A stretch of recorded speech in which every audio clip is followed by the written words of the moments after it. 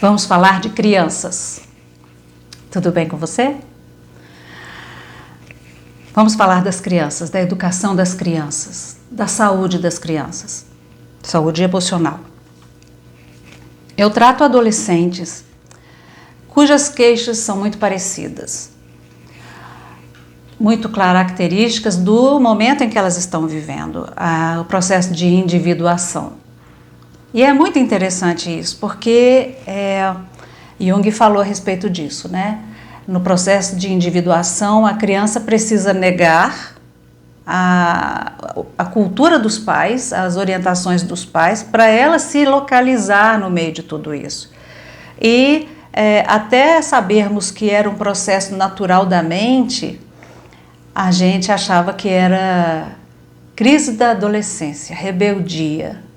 Mas é um processo extremamente natural e saudável, por pior que seja para a gente que somos os pais. Quando seus filhos começam a ficar agressivos, impacientes, preguiçosos, confusos, chorosos, com medos estranhos, querendo ficar sozinhos, parabéns, você tem uma pessoa se estruturando aí. Uma pessoa que está toda voltada para dentro para se conhecer. Porque a gente, quando nasce, não sabe quem a gente vai ser.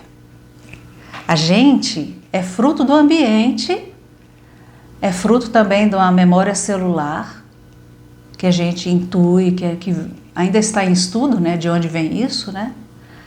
A inteligência, as múltiplas inteligências, né? O vovô era músico, aí nasce a criança muito sonora, muito harmoniosa, que qualquer som que encontra, ela manifesta a sua habilidade. Eu tenho um irmão que é excelente percussionista, toda a vida, não podia ver nada que pudesse emitir um som que ele, garfo, colher, patá, patá, patá, patá. Ele faz um ritmo legal. Eu começo e perco. São as múltiplas inteligências. Então, as crianças são esponjas. Desde muito cedo. No útero da mãe, a criança já tem percepções. E eu digo que não é nada mágico, não é nada assim, poder mental. Sabe lá se é também, mas a criança experimenta as alterações hormonais da mãe. Medo, alegria, euforia, prazer, dor. Todas as nossas emoções têm uma combinação química. E tudo que corre no sangue da mãe é percebido no sangue pela criança, né? Mães extremamente transtornadas por problemas emocionais, problemas de personalidade, podem gerar crianças extremamente aflitas, ansiosas. Mães que são usuárias de drogas geram crianças com dependência. Então, desde cedo, a criança já começa a absorver. Quando a gente acha que está conversando com uma amiga e a criança está ali brincando, que ela não está sabendo de nada, está concentrada nas brincadeiras dela, é um grande erro. A criança absorve tudo. A criança absorve tudo. E é um grande problema a gente deixar a criança perto da gente quando a gente está discutindo com o marido, quando a gente está falando de dificuldades, de dor, de tristeza, de medo. Por quê? A criança ainda não tem experiência, conhecimento suficientes para avaliar a intensidade das coisas. Então a mãe diz: amor, minha irmã vai fazer uma cirurgia de apêndice amanhã. É mesmo? É. A criança... O que é cirurgia, mãe? Cirurgia é uma operação que o médico corta aqui na gente, abre e tira um probleminha que está na nossa barriga. Corta a gente, mãe. A criança tem referência do que é um arranhão. Quando ela pensa que o médico vai cortar, a pessoa, ela já fala, puxa vida, minha tia vai morrer, né?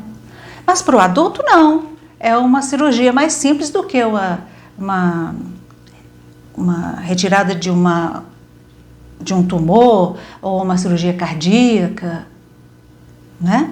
Só que a criança não tem esse referencial, então ela associa a um medo.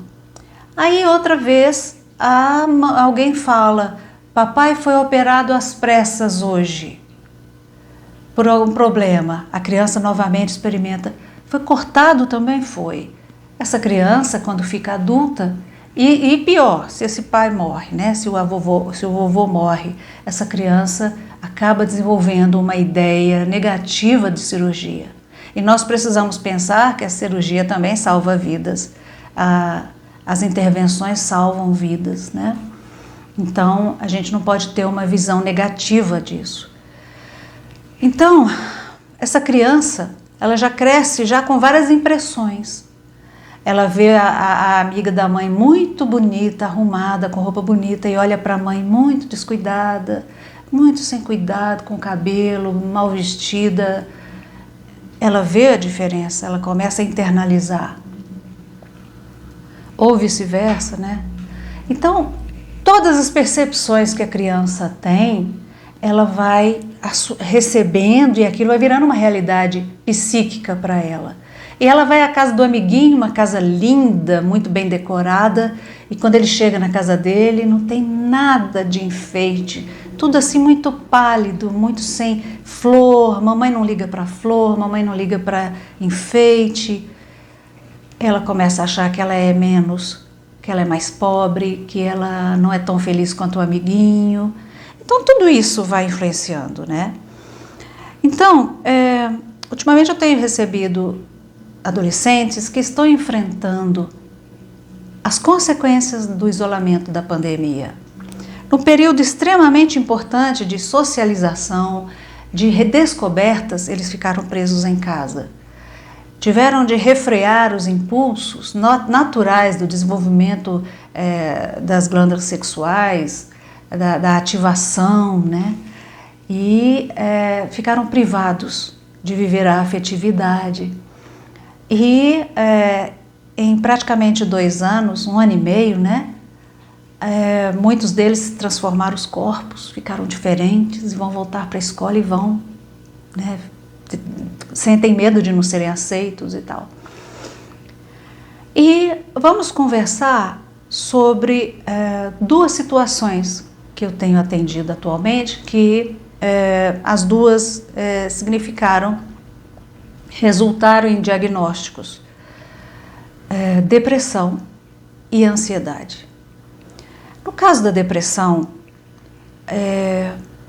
a pandemia trouxe uma perda financeira na família e havia várias promessas de estudos no exterior, perspectivas interessantes para uma dessas pessoas que eu estou atendendo, adolescentes, na faixa dos 15 e 16 anos, e o isolamento, esse momento tão importante de troca de experiências em que os próprios adolescentes conversam e vivem, essa situação da perda econômica gerou um quadro de depressão nessa pessoa, nesse adolescente. E ele, quando eu disse isso, ele falou: então eu não sou chato? Então eu não sou difícil? Percebe? Então eu sou uma pessoa que posso melhorar? Porque se a pessoa está se descobrindo como adulto, né, entrando nessa fase adulta, ela não sabe ainda se classificar, né? Se eu pedir a uma pessoa para se descrever, ela já sabe dizer quais são os seus valores, o que ela considera importante, como ela se sente, as qualidades, limitações, o que ela quer melhorar. E o adolescente não sabe. Ele não sabe. É difícil demais para ele se colocar diante do outro, porque ele tem medo de ser rejeitado, tem medo de ser rechaçado, né?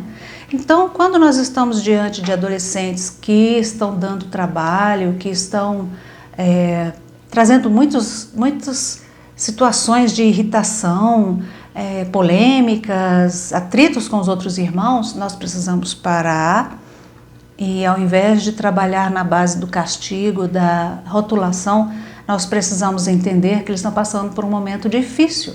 E nós, os mais velhos, eu, minha faixa de 50 e tantos anos, as nossas mães, eles passaram por essas fases segundo uma cultura diferente.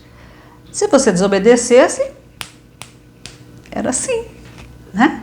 A gente apanhava, a gente era castigado, era impedido de certas coisas, né? Não podia sair de casa para jogar bola na rua, não ganhava presente de aniversário bom. Era assim que a gente era criado. Hoje, nós sabemos que existe uma explicação científica para isso, neurocientífica. Então, a postura que a gente precisa ter é diferente também. Não é achando que o adolescente está assim porque ele resolveu odiar e desrespeitar os pais que a gente vai resolver a situação. Eles estão confusos e precisam de muita paciência. Porque o mundo de hoje é um mundo bem diferente do que aquele que nós vivemos. Hoje o mundo está permeado por valores muito questionáveis. A apologia que eu vejo, a libertinagem, ao ter ao invés do ser, as tribos, né? Cada grupinho ali tem um pré-requisito para entrar, então os skatistas, para você ser um skatista, tem que ter uma calça cargo larga, com uma camisa larga, um tênis desse tamanho e um skate legal, né? Com aquele rolamento top, né? Então, se o menino não tem essas coisas, ele não consegue se incluir no grupo. Se a menininha não tem uma bolsa Prada, se ela não tem um perfume maravilhoso, uma sandália, ela também não se inclui na galerinha lá que ela está a fim de se incluir. Então, hoje está muito mais hostil para eles, né? Está muito mais hostil. E a gente vê muito que esses valores são representações do que eles veem em casa também, né? Os pais também agem dessa maneira. Então, a gente tem que perceber que, embora seja desagradável lidar com eles dessa condição, nós temos alguma responsabilidade a respeito. E é importante frisar o seguinte: essa fase da suposta rebeldia dos nossos filhos, ela dura por um tempo, depois as coisas se aquietam. Por quê? No processo de individuação, a criança está desenvolvendo seu próprio crivo, de acordo com a sua personalidade, que ela está construindo. Ela vai ter o próprio código de valores, ela vai criar o próprio parâmetro de raciocínio e avaliação das circunstâncias. E isso é extremamente importante porque ela vai enfrentar um mundo lá fora em que ela precisará se posicionar. E sem uma opinião própria, sem um crivo, sem um código pessoal, ela não vai conseguir lidar bem com o mundo lá fora.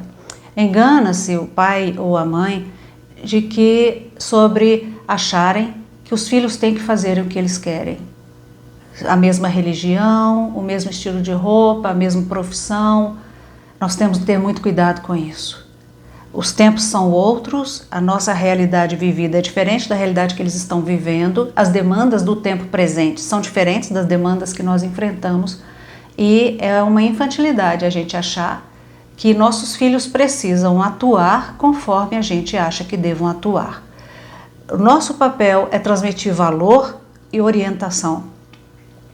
É mostrar as perspectivas que nós enxergamos e estar abertos para ouvi-los também. Porque nós sabemos que eles que estão enfrentando as circunstâncias, eles têm domínio de causa e eles podem nos explicar por que eles veem de determinada maneira. É um trabalho de respeito, um trabalho de parceria, de amor, porque a gente cria filha para o mundo mesmo, não é para o nosso bel prazer, não é para ficarem depois sob nosso jugo, cuidando da gente, quando a gente está velho, viúvo, né? Nós temos que ter respeito pelas vidas que a gente põe no mundo, porque uma vez colocado no mundo, eles têm que cumprir sua caminhada. E nós sabemos que não é sempre uma caminhada muito fácil, e eles precisam ter a consciência da própria força, da própria capacidade. Então, eles passam por esse período de negação dos valores dos pais, experimentando, às vezes cometendo alguns deslizes, até perceberem, puxa, dói mesmo. Meu pai falou que dói, dói mesmo. Meu pai falou que era furada, estava certo. Meu pai falou que não era bom. Não, é bom. Vou conversar com o papai, vou mostrar para ele. Não, está sendo legal para mim. Eu não precisei ser advogado, eu posso ser músico, está sendo legal para mim, sabe? Então, o processo de individuação é isso. Por um momento, o jovem nega tudo que prevaleceu até ali, experimenta, vai para o mundo, começa a conhecer o parecer de outras pessoas, de outros adultos, outros jovens, e começa a identificar o que o agrada a partir das próprias características.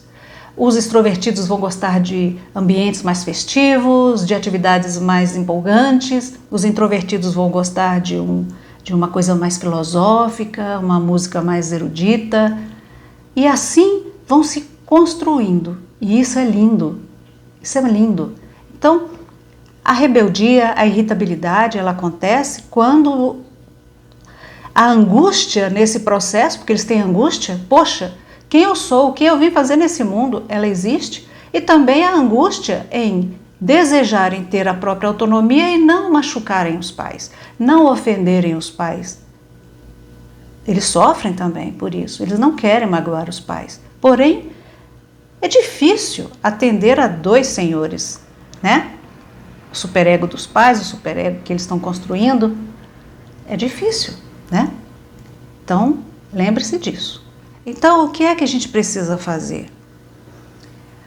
Existem maneiras de nos dirigirmos aos nossos filhos que são mais humanas. Eu estou vendo que você está nervoso. Eu posso te ajudar em alguma coisa? Tá? Você quer falar a respeito? Percebe?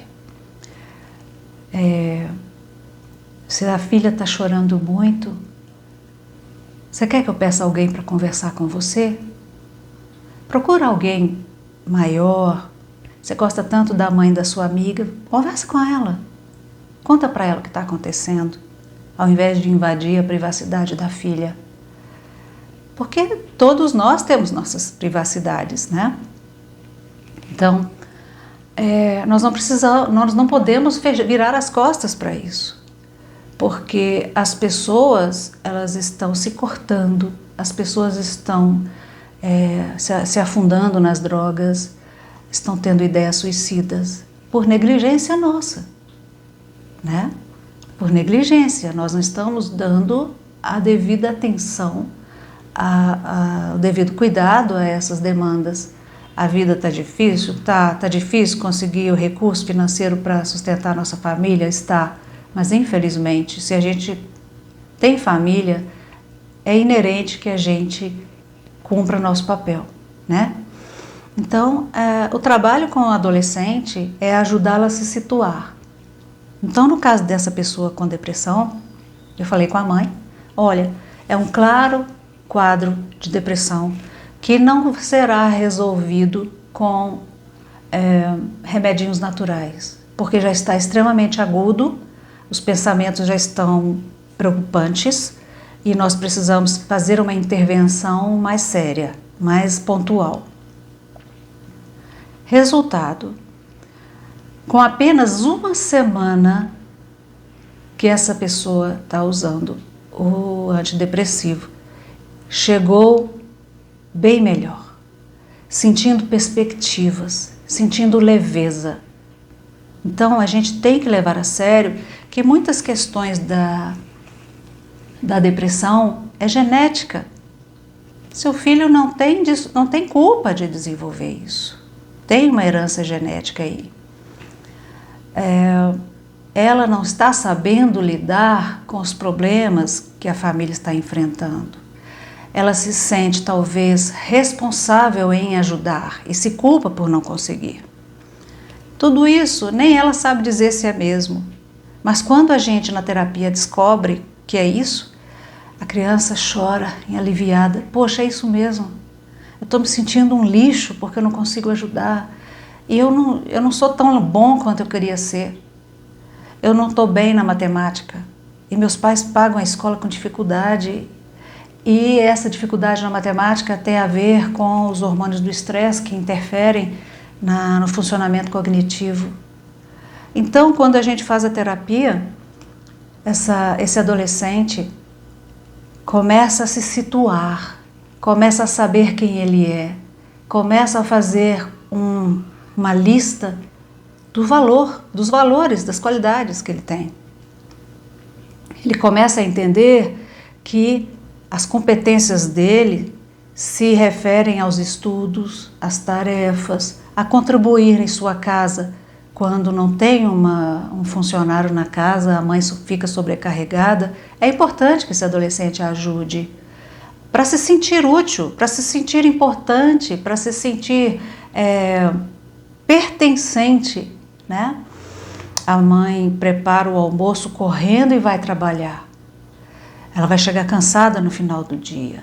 Esse adolescente vai lá e lava os pratos. Essa mãe chega e vai preparar o jantar numa cozinha limpa. Então ela está cansada do trabalho, mas ela ainda vai preparar o jantar. Felizmente a cozinha está arrumada. Isso é bonito, isso é bom, né? Porque a família é mãe, pai, filhos, vovó, por exemplo. Não é só mãe e pai e os filhos estão ali para usufruir, né? Usufruir. Não, nós não podemos criar nossos filhos com essa ideia, que eles nasceram para serem servidos. Eles precisam fazer parte, porque até fazer parte é saudável para a formação deles. Às vezes a gente encontra adolescente que só pensa assim, eu queria um tênis tal, eu queria um carro novo, eu queria viajar para Indonésia, eu queria não sei o quê. Ela só quer. Ah, mas eu estou sabendo que sua mãe está doente, né? Ela está com um problema complicado. Mas ela está tratando. Pois é, mas quando ela sente dor e tal, ela fica muito chata. É mesmo? Fica muito chata. Quando minha mãe está com dor, eu não fico perto dela, não. Isso acontece. Como é que a gente está ensinando nossos filhos a amar? A serem empáticos, a serem cooperadores. Então, às vezes a gente falha nisso. A gente está esperando uma atitude de cooperação, de contribuição e não vem porque a gente não ensinou. Você entende? A gente não ensinou. Então, a partir do momento que esse rapaz começou a usar o antidepressivo, ele começou a se acalmar, começou a ter atitudes mais serenas, ter mais paciência com o irmão mais novo. E as soluções para os problemas que ele tinha antes estão vindo naturalmente. Ele está encontrando habilidades dentro dele que ele não conhecia. Ele está menos ansioso e ele consegue atuar de modo mais natural. Em relação a outra pessoa que mostrou ter um quadro de ansiedade, também resultado da pressão que a gente vê na mídia, né? As meninas das novelas amanhecem maravilhosas, maquiadas, né? Aquela mentira boa de ver, né? Aquelas mulheres já amanhecem lindas, não tem nada de aspecto de que dormiu a noite inteira, que chorou a noite anterior todinha e amanhece com os olhos lindos, com cílios alongados, né? Então, a mensagem intrínseca que está nessas imagens, naquilo que é veiculado, é uma falsidade enorme na qual os nossos jovens acreditam. E a personagem da novela, nossa filha, também quer ter os mesmos direitos, usar as mesmas roupas, falar as mesmas coisas, usar o mesmo tipo de cabelo. Mãe, eu quero ser loira. Minha filha, não tenho dinheiro nem para cobrir meus cabelos brancos, vou te dar dinheiro para fazer clareamento no cabelo. Mas eu quero! Mas eu quero! Isso acontece muito, né? Muito. Então, somos nós que somos responsáveis em educar nossos filhos desde cedo. Desde cedo. E, então, na questão da ansiedade, essa pessoa segunda estava se cobrando muito em relação à aparência, ao modo de ser e querendo parecer com os outros, querendo ser aceita, encaixada num modelo que não tem a ver com ela. Ela é uma pessoa estudiosa, responsável, cumpre as tarefas direito e ela estava com vergonha de ser assim. Vergonha de ser responsável, porque a galera não é. Estava com vergonha de tirar nota boa. Olha que coisa. Então, a gente começa a ajudar o adolescente a organizar seus pensamentos e olhar para os pais com gratidão. Olhar para a qualidade dos pais, para aquilo que eles têm de bom e entender que muitas vezes a agressividade deles ou a irritabilidade deles se refere ao fato de que lutaram tanto para darem aos filhos o que eles estão dando, porque eles não tiveram nem um décimo, e quando veem os filhos exigindo ainda mais, eles se sentem completamente fracassados. Poxa vida, mas eu me mato naquela empresa cujo ambiente é horrível, tolero tanta coisa para poder pagar as contas e nada está satisfatório. Esse pai vai cansando, vai cansando, vai cansando, essa mãe vai se cansando, né? E aí surgem as diversas situações que pioram ainda mais, os divórcios, né, os abandonos. Ah, vou te deixar para lá, cai no mundo, quero saber mais não. Então, educar os adolescentes é ter ciência de que nós começamos lá atrás a passar valor para eles, para que quando eles estão maiores, eles saibam do que a gente está falando sobre responsabilidade, cooperação, contribuição, parceria, amizade, amor, né? E uma vez que tenha se instalado o problema, a gente precisa olhar para ele rapidamente para que ele não se torne um gatilho para problemas mais sérios. As autoflagelações, a drogadição, a violência, ok? E para você entender as dificuldades que a gente pode ter a respeito de criar nossos filhos, quando nós temos demandas da nossa infância, dificuldades que nós vivemos que não foram bem tratadas, pode repercutir nos nossos filhos, negando a eles o que também faltou para nós. Porque a gente só dá aquilo que tem na maioria das vezes.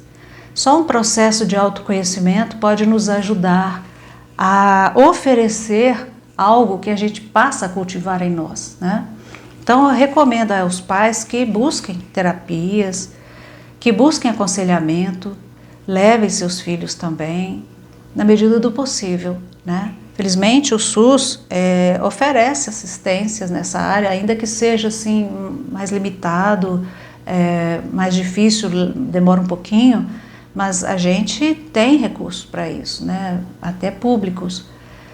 E para ajudar nisso também tenho o meu e-book, A Resposta Existe.